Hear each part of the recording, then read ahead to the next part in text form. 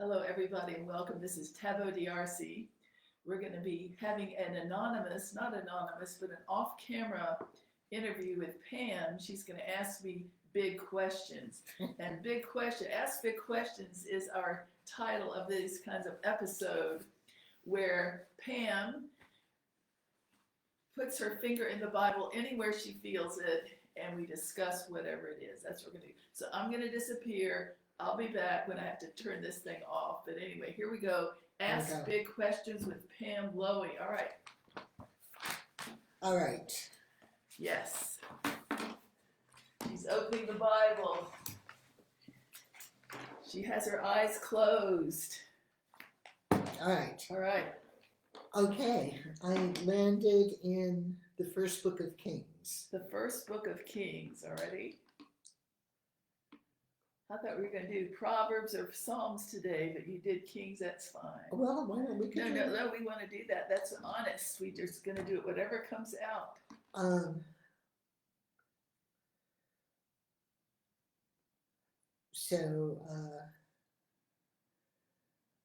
The passage, it's actually in this one. In First Kings.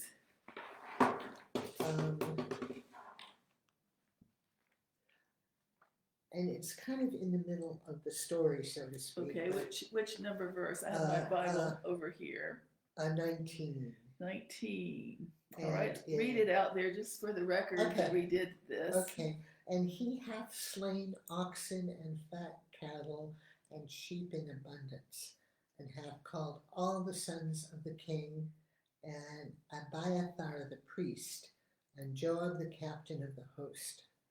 But Solomon thy servant hath he not called. Okay, so what's going on there? All right, because I don't read the Bible in my mind. I have to look at the context. Oh, yeah. So we're in First Kings. It said David in his old age, and I'm going to just read briefly through it to get down to that verse. Okay. It says, King David was old and stricken in years. They covered him with clothes because he had no heat. In other words, he was old and shaky, extra cold. Wherefore his servant said to him, let there be sought for my lord the king a young virgin, and let her stand before the king and cherish him, and let her lie in his bosom, and the king may get heat. So they put a woman in bed with him, the virgin. And it was very pretty funny. It was very circumspect, I'm sure that it was very decent and in order. All right, but Pam, you opened the Pandora's box. So they sought for a fair damsel throughout the coast of Israel, and found Abishag a Shumanite. Now she was black. If she's a Shumanite, they were black skinned, and they brought her to the king. But no. Okay, so then we keep on going, and the damsel was fair and cherished the king, and ministered to him, and the king knew her not. In other words, I know what that means. Now, what does that mean to him when it says the king, that she ministered to the king, but the king knew her not? Please make that clear. Right, he did not have sexual relations with That's her. right, there was no sex. It was all above board and just for comfort and warmth. Okay. So now we get to the next part. We're getting down to your way into the chapter where you put your finger. Yeah. All right, it says Adonijah claims the throne. It says, then Adonijah, the king of Haggith, exalted himself, saying, I will be king, and be prepared. And he prepared himself chariots and horsemen and 50 men to run before him. So Adonijah, if I pronounce it correctly, was the opposing to David, who was in charge of Israel, the kingdom of God. And so he decided to take it over, or try, to mutiny. Right. It says, and he said, I'm going to get 50 men to run ahead with my chariots and horsemen. And his father, who was not pleased with him at any time, said, why have you done so? And he also was a very goodly man, and his mother bare him Absalom. So perhaps, because maybe I'm showing my lack of knowledge, Adonijah was perhaps the king's son. Now, I know of Absalom, but I'm letting you know that Adonijah appears to be King David's other son, who is going to try to take over. There's always dysfunction, fighting in the family. That's human life. Have you ever been through anything like that? Fighting and dysfunction in personal relationships? Oh no. No. Yes. Okay. Okay. Let's see. And so they had Absalom lately after Adonijah. It says, and he conferred with Joab, the son of Zeruiah. Oh my gosh, all these names. And with Abiathar the priest, and they followed Adonijah and helped him. Now, this is where we have the different relationships, which is my field, relationship theology, interacting, and they're not all in positive form or healthy to keep God's kingdom going, or the king in charge that God had placed, which was David. Any questions so far? Any PSs?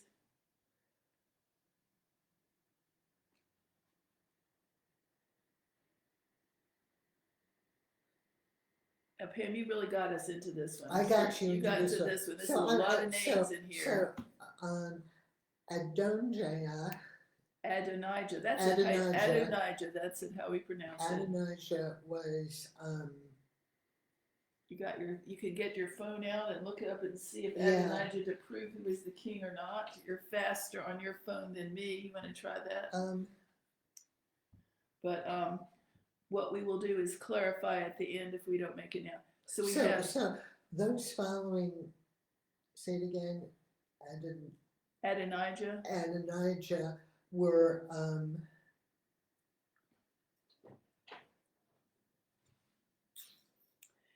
Those are going to be the mutineers. I'm going to look at it right now. Let me get my little helper out here, Mr. AI, Mr. Chat GPT AI, and we're going to ask it about this.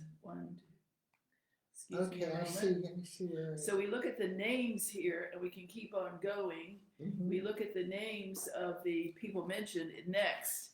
So there's King David, who is old, Adonijah, who is the son of Haggith, which he was not David's son. So there are all these people ready to buck for favor and power with God's people and the mutiny. And so the father of, meaning Haggith, was not pleased with his son. But then we have Absalom come along. So let's get this out there. What's that quote with Absalom? I should know that.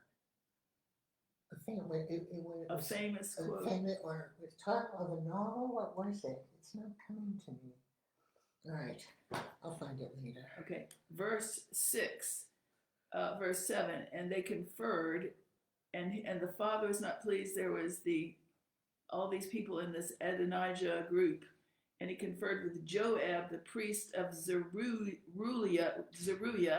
and with Abiathar the priest, and they followed Adonijah and helped him. Okay. But now see, they're the different warring factions, which are relationship struggles in the people even of God, or the few that may be infiltrated that are not, of the area.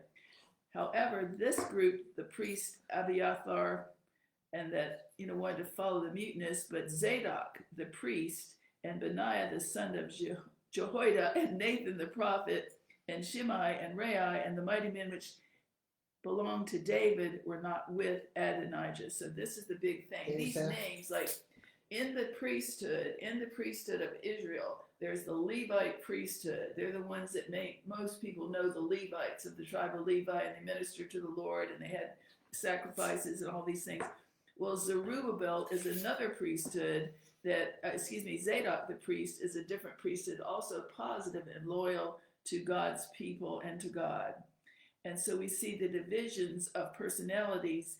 And verse 8, Zadok the priest is not going to mutiny against David, the man and God. See, David was old and fragile, very fragile. Yeah. People knew it. They're getting they're getting ready. What's going to happen to our people if David dies and we don't have a healthy, big successor, because we got all these enemies warring around us. So all this is important, the backdrop.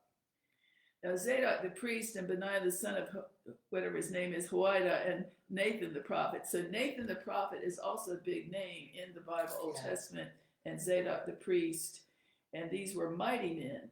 Now this is another side topic. In the Bible, there are a group of soldiers that are loyal to the king, despite it all, and they're just a handful are called mighty men.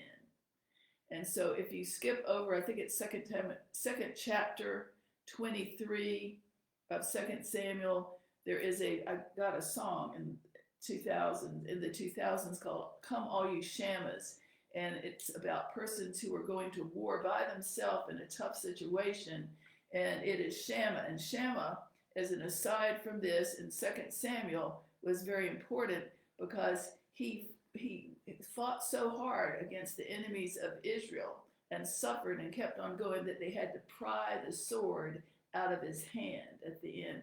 And he also won his major battle in a pea field, a lentil field. The reason this is dear to me, because when I had huge private abuse, back then, I was a mom and everything.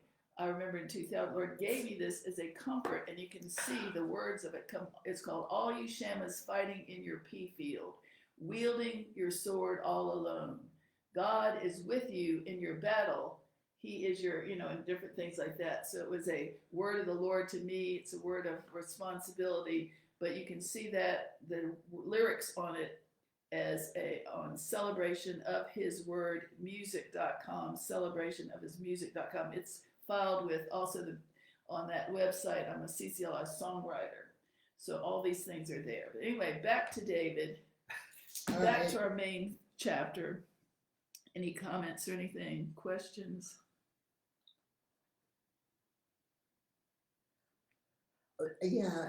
So it comes down to that Adonijah. I'm not going to get that right. We understand. Adonijah slew sheep and oxen and fat cattle. Okay, let's get to that one. All right, so we have the new people mentioned, which is but Zadok the priest, Benaiah the son of Jehoiada, Nathan the prophet, Shimei and Ray. These were mighty men, not just normal warriors, but mighty men that belonged to David, that were his call. They were faithful. They were not with Adonijah, so they would not be deterred or removed from being loyal to the man God appointed, which is a big deal these days. All right, then you're talking verse 9. And Adonijah slew sheep and oxen and fat cattle by the stone of Zoholeth, which is in Erogel, and called all his brethren, the king's sons, and all the men of Judah, the king's servants. So Adonijah is busy going around usurping the kingdom of, David's kingdom from him while he's ill or while he's old. But it says in verse 10, even though Adonijah was gathering a following, making an impressive show with all the sheep and oxen and the slaughtering those animals, but Nathan the prophet, Benaiah and the mighty men, and Solomon his brother, he called not. So they would not depart. Now, who is Solomon? Solomon becomes king. Yes, later Solomon becomes king. And Solomon, David's son. And, very wise. 2 women claimed a baby. That's right. Tell us about it. We remember many tales. That much I know. Yeah. People would come to have disputes resolved in front of him. So David wrote many Psalms and Proverbs. He wrote Song of Solomon about love, and he also wrote Ecclesiastes. Vanity, vanity, all is vanity. But he also had wisdom, like you're saying. There was a famous story of Solomon when it was a dark time in Israel, and 2 mothers brought a baby. Now tell us the story that you remember. That I remember, and I think I learned this one early on, which is interesting because, as I said, our family was were secular Jews. She was a secular Jew that didn't go to temple or anything, raised with any kind of faith. But somehow I knew the story.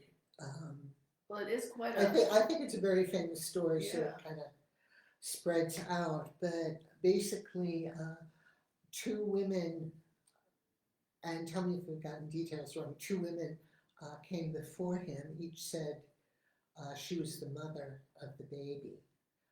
so I guess Solomon. One of the mothers, they had each had a baby, and one of the mothers rolled over on their child, and the child died. So there Oh, was see, one child left, and they were disputing who was the mother. That's see, what I recall. I did not know that piece of it. Mhm. So, all right. So they're before David, and I'm sure he strokes his beard. Before Solomon. Solomon, rather, before Solomon, and he said, "Okay, we can settle this. We'll just cut the baby in half."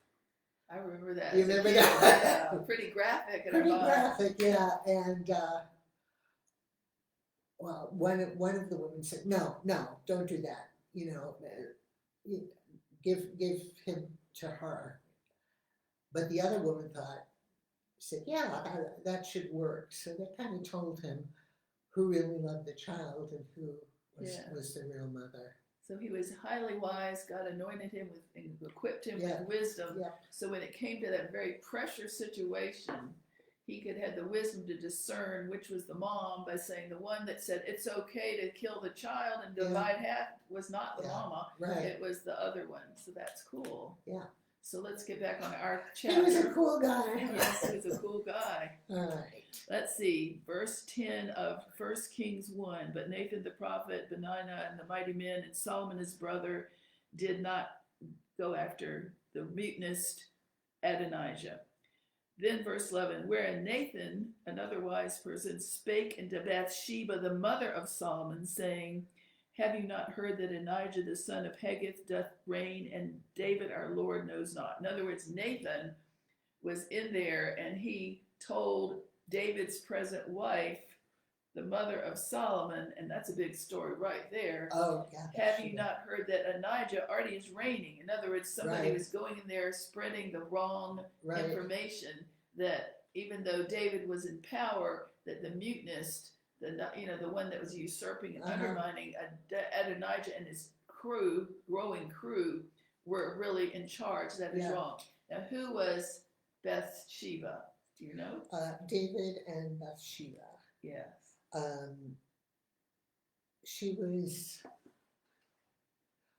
He had many wives, correct? Yes, David had many wives, so did Solomon even more. Yeah. So was she the one who he saw on the rooftop bathing? Yes. And she was married. So he sent her husband, who was named Uriah. Poor Uriah, into battle with the very high likelihood that he'd be killed. He put him in a very dangerous position.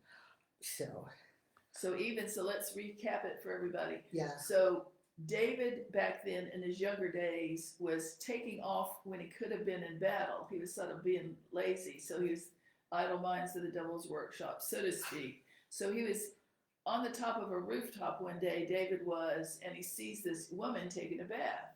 And it's Bathsheba, who is the wife married to Uriah, who's a hero on the battlefield army, in the army and in charge. So David gets the idea, connives, and thinks, I want that woman. And he sends the man to battle where he's dead. Yeah. Well, then he and Bathsheba get together, and they have a child. And the first child is, God is so upset, the child is taken, he dies. And then later, after David repents and everything, God gives grace to have a family with Bathsheba, and they have Solomon, which is the most wise king, So that's how we want to get it for our listeners, our viewers. So, a question. The first child dies, and that is God's will. That is a punishment. That seems kind of we are living. We're not God, and we also know that God was speaking in a different way. God had no prophets, or people couldn't hear God. They just had to learn the hard way with the rules, more back in the Old Testament. So God allowed David David had murdered, so it was almost like what goes, God wasn't murdering, but the child was sickly and he died to teach David a great lesson about behavior and to save consequences, but also, to reprove him. And I'm not God, only God would know. that baby, from an eternal point of view, it was not David. It was David that was being worked on. The baby went straight to heaven. So that's a sad story, but it taught the couple, a giant hard lesson. And David did repent. He did get his heart broken, which was what was needed because his heart had been tough. And that is what my take of that is. David had been tough, thinking, I can get away with this. I can play, all of us are human. So David had a human thought, let me get what I want at no matter what. And that was the husband. So murder and, adultery, all these things are there.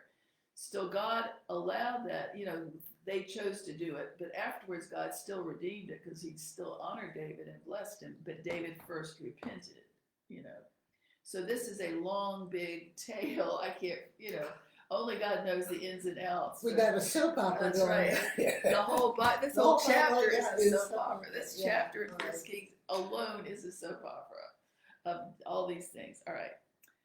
So let's get down to our chapter, First Kings again.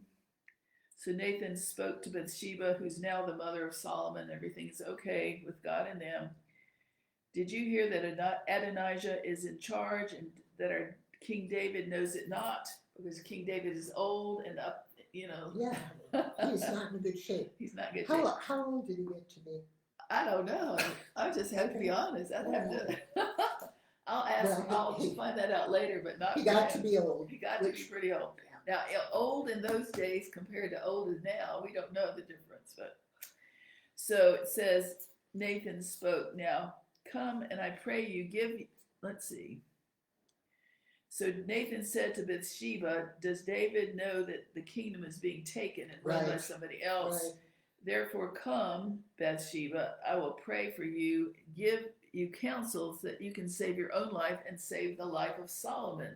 So he's setting it up that they've already lost, that the bad guys are in charge, and that he can get her out and protect her life of Solomon, her son, and Bathsheba. So there's all this drama. And this is before David is dead. Yeah, before David is dead. So David just stays there without them. Yeah, no, we don't. Yeah, David will be there, but see, they're planning an escape in case, because they think it's too late, but it's not too late yet. Verse 13, go in and get in with the King David and say, don't you know my Lord, and swear, in other words, I'm going to skip something. Don't you know that assuredly Solomon shall reign after me and he shall sit on the throne? Why then does Adonijah reign? There's a lot of discord, a lot of upset. And so let's read this again. So David is sick. They say they think it's too late with the king, that it's already been taken over.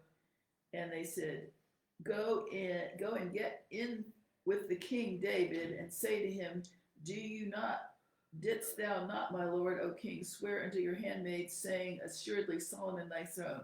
They want to make sure that Solomon is the king if that happens, because there's going to be a section and division if Adonijah really is successful. Behold, while you are talking there with the king, I will come and get you and confirm the words. So they're setting up a plan to go before King David, who's very ancient, and let him know that he has promised that the next successor is not Adonijah but Solomon, to keep the kingdom secure. Mm-hmm. Verse 15, it is confusing. I will admit it is confusing. Verse 15, Bathsheba went into the King David, into the chamber, and the king was very old.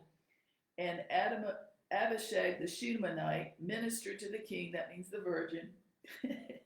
And Bathsheba bowed and did obeisance unto the king. And the king said, what do you want? Yeah. And then we're getting down to where you pointed your finger, Pam. You opened this opened this can of worms. The can of worms. Okay. Now, this is very interesting.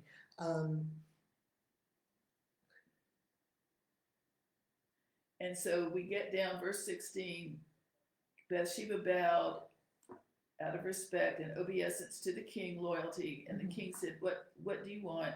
She said, my lord, you swear by the Lord God unto your handmaid, meaning herself, that assuredly Solomon, your son, shall reign after you and will sit upon God's throne. However, verse 18, and now Adonijah reigns, and now my lord the king, you know it not. Okay. And then we get to your verse Right. that started this, that began this chapter for us. Right. And he hath slain oxen and fat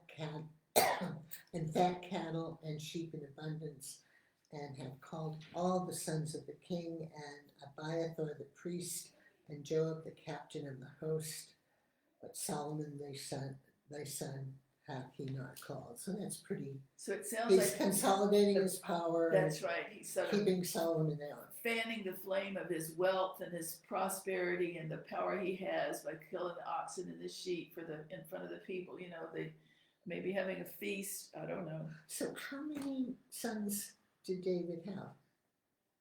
Plenty. I can't tell you. He had many. I can't tell you. You're putting me on the spot. But it was Solomon. Yes, Solomon. Of all of the them. most notorious was Absalom, which was the usurper later. Right. And then we have Solomon, who won out on the kingdom and had the most wisdom and lasting effect. Okay, let's see. We want to close this because this chapter goes on forever. Yeah, I don't think we'll read the whole chapter. No. But, so let's get a conclusion. Verse 20. Oh, so they decide with the king, Solomon, that Adonijah went to the other brothers, but Solomon, your servant, who's loyal, he had not called. Right. Verse 20. And thou, my lord, O king, the eyes of all Israel upon you, David, and what you tell them, who shall sit on the throne after you? Okay. All right. And this is where they have to, at least they're going to the king and presenting that. Otherwise, Yes. it shall come to pass when the Lord the king is asleep with the fathers, that means dead, Yeah. that his son, Solomon, will be counted offenders. So they're setting to protect the kingly line of God. Right, and Bathsheba too. And Bathsheba too, and king. And that Solomon is not going to be counted as the enemy once David dies. And that's what this is about. Let's try to scurry on a couple of more verses. And lo, while Bathsheba talked with the king, Nathan the prophet came in, and they told the king, saying, behold, Nathan the prophet. And when he was come in before the king, he bowed down before the king with his face to the ground. And Nathan said to the king David, my lord, O king, have you said that Adonijah shall reign after you, and he shall sit upon your throne? For he has gone down this day and slain oxen and fat cattle and sheep in abundance, and has called all the king's sons and the captains of the host, and Abiathar the priest, and behold, they eat and drink with him, and say, God save King Adonijah. Now this is the big crux, climax. So all these people, Adonijah knew enough, had position enough to go around the boundaries, the law, and go to the sons, who are the power in the eyes of the people, and collect them. Verse 26.